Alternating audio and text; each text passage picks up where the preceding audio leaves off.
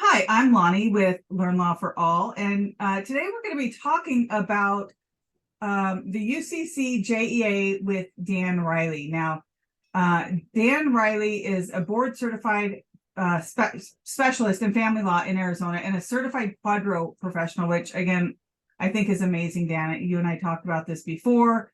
Arizona only allows one specialist, but because the certification for quadro is a national thing, he's able to get both, and that's a really rare, it's really rare to have both of those. So I really appreciate you being here and sharing, your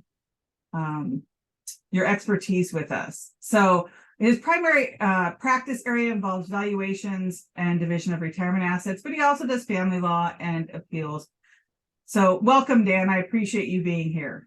Oh, thank you. Thank you for having me. It's always a pleasure talking to you, Lottie. So as a reminder, watching this video or listening to this podcast does not create an attorney-client privilege or an Arizona-client relationship, an attorney-client relationship. We're both only in Arizona. And so this podcast is strictly for informational and entertainment purposes only. Although Dan and I are only licensed in Arizona, Dan has done expert opinion work on quadro because that is a national thing. The rules are kind of all the same. So you can reach out to him for that also. So again, Dan, thank you so much for being here. Oh, you're very welcome. So Dan and I just did a CLE on the UCCJEA, which was really interesting. He made something that is so not interesting. That's a hard statute. It's long and boring, and you really made it learnable. So thank you for that. Oh, yeah, it was a pleasure. So we're just going to do a couple of questions here, maybe three. Because when we were doing the CLE, you talked about these paths of getting your state to be the home state. And you had said there were like 4 paths, but maybe a 5th. And I think that was the emergency temporary. So can you talk about those paths?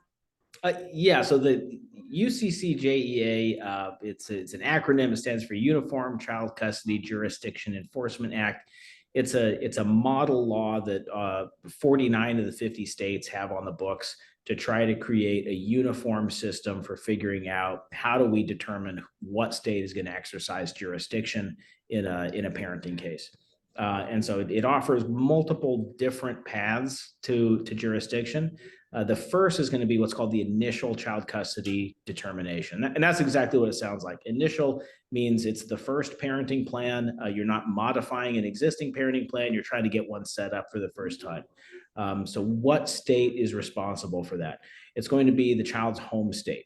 And the act defines a home state as being the state in which a child has lived for at least the 6 months prior to the filing of the petition, or a state that was a home state at any point in the last 6 months before the filing of the petition. So that sounds really convoluted. So in plain English, what that means is you look at the last 12 months and you go, okay, I filed my petition on December 31st.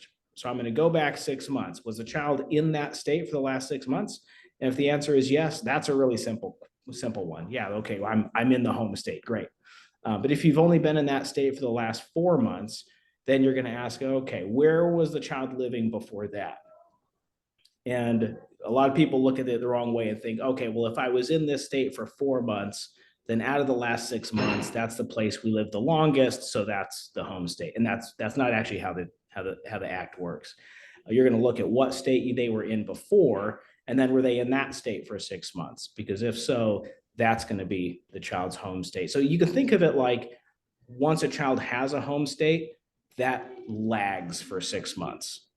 So you've got to stay somewhere for 6 months to change that jurisdiction, so that the new state is going to be the home state. So that's an initial jurisdiction.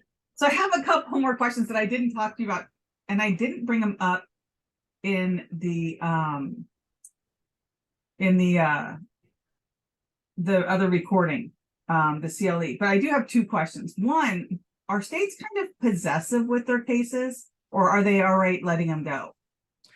I find that it depends on the jurisdiction.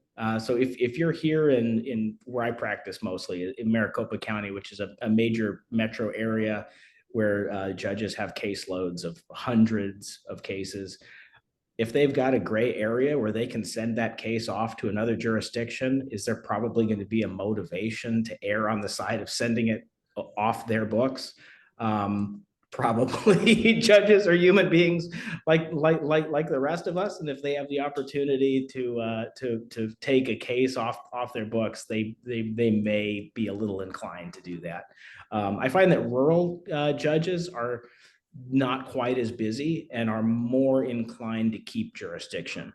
And I'm happy to handle cases in rural courts because you tend to get a lot more time.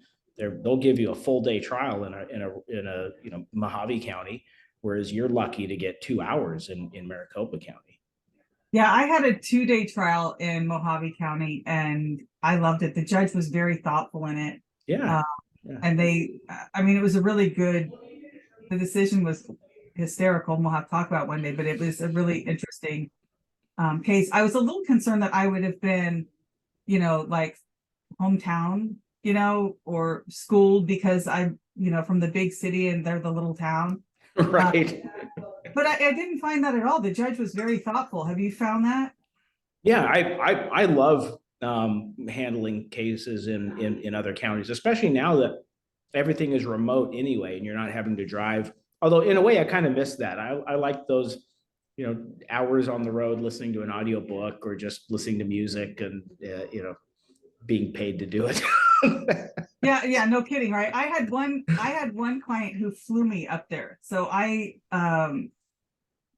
my client had a friend who was a pilot, and that pilot, nice, like a little twin engine thing, and picked me up in the morning, flew me out there. They had a car waiting for us, and my client was already out there. She lived out there. And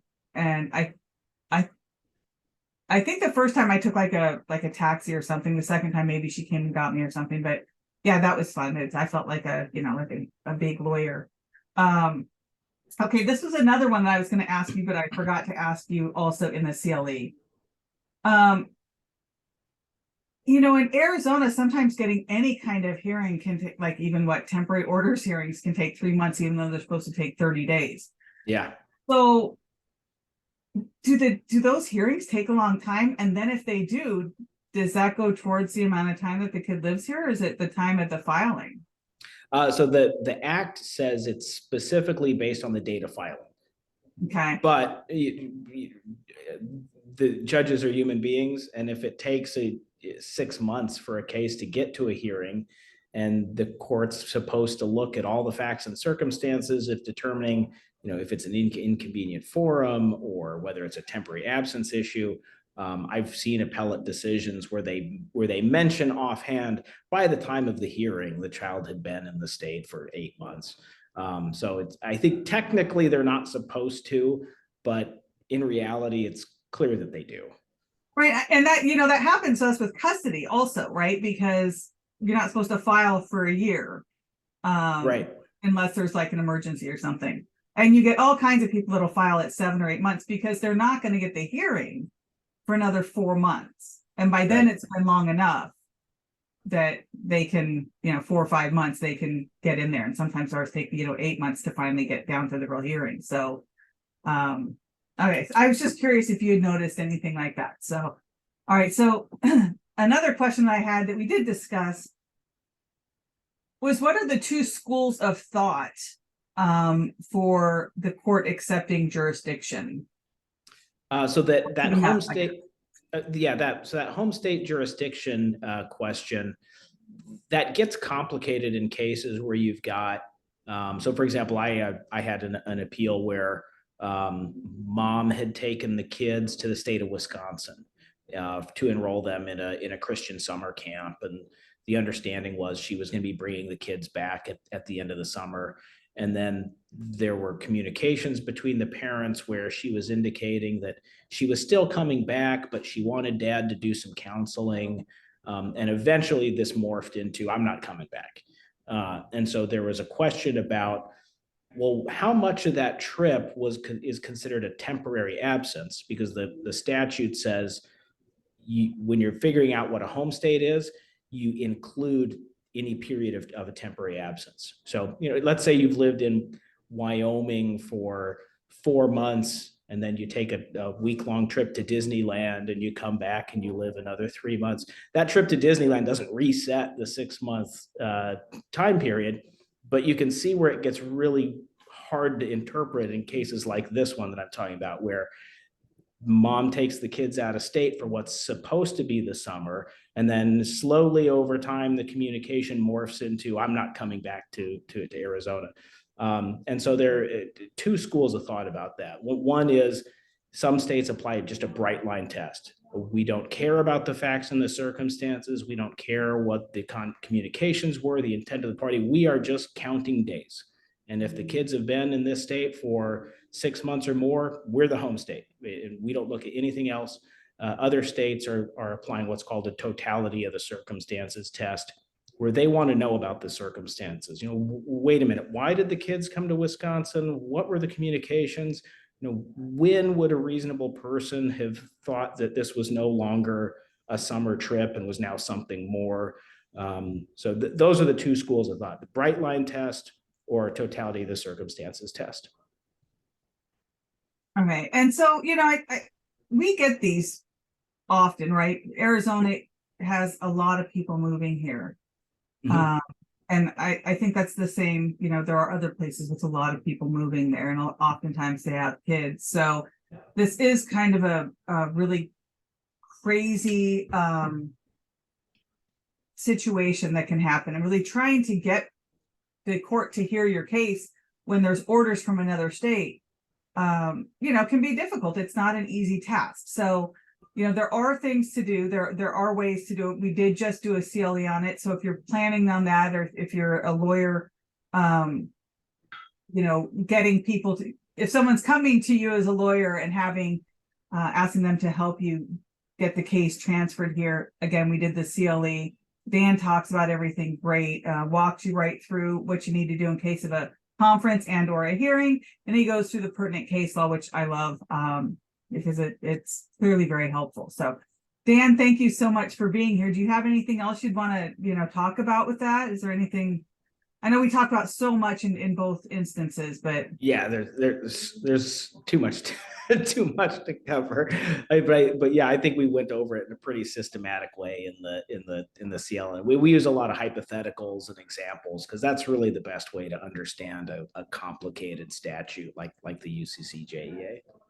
That's true. He did use a ton of hypotheticals in there. So again, super easy to learn from. It really made it understandable. And then he gave his, thoughts on what would happen under those examples. So I really appreciate that, because those are great. All right, Dan. So thank you so much for being here. We'll talk again. You're welcome. It was a pleasure talking to you.